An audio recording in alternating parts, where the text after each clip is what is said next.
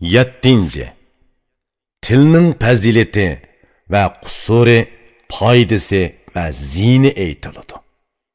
Til, bilim, aql farosatga tilmoshdir.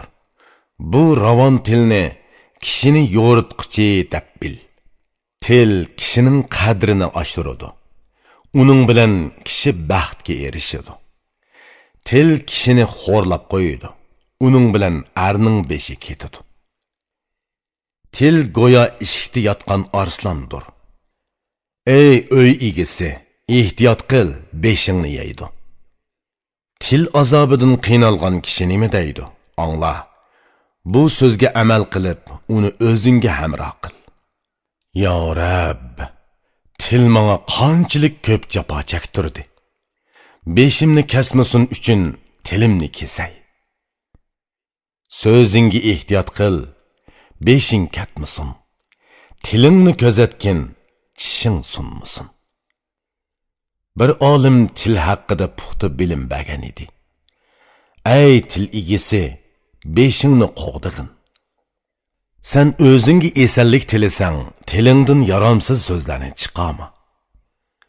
So'zni bilib so'zlasang, bilimga yotadi. Bilimsizning so'zi o'zining beshini yeydi. Ko'p so'zdan ortiq foyda ko'rmadim. Takror so'zlashdan nafmi topmadim. Ko'p so'zlama, zarur bo'lganda oz so'zla. Tuman so'zning tugunini birli so'z bilan yash. Kishi so'z bilan yuqori o'rlab podshoh bo'ladi. Ko'p so'z boshni yaga agdiradi. Ko'p so'zlasa quruq gap sotdi deyishidi. Agar so'zlamasa kekashgan deydi. Shundoq ekan, ustalik bilan ish qil. Ustalik bilan qilingan ish kishini yuqori ko'taradi.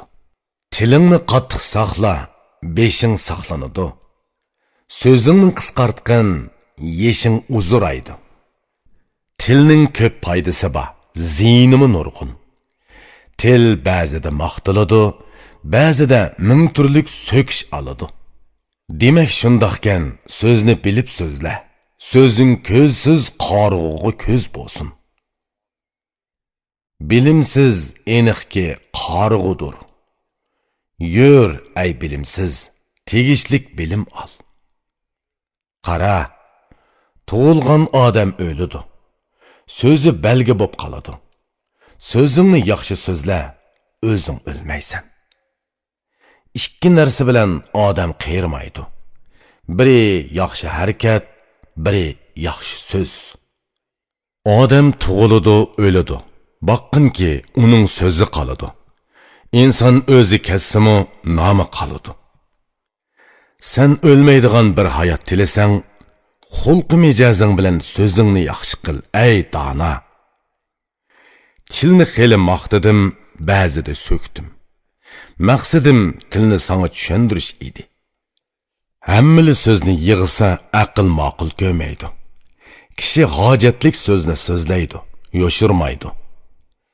Ey dona, so'zimni o'g'limga so'zladim. O'g'il mendan to'van turadi. Menga qandoq tanglashsin? Ey o'g'il, so'zimni sana so'zladim. Ey o'g'il, sana o'zimning bu nasihatimni qildim. Mendan sana oltin kumush qolsimi, sen uni bu so'zlarga tang ko'ma. Kumushni ishlatsang tugaydi, yo'qoladi. So'zimni ish qilsang, kumush tepiladi.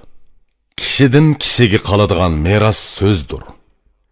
Vasiyat qilingan so'zni esingda tutsang, foydasi ko'pdir. Ey dona olim, bugun qopiqingni turma. O'zrimni ayminib aytaman.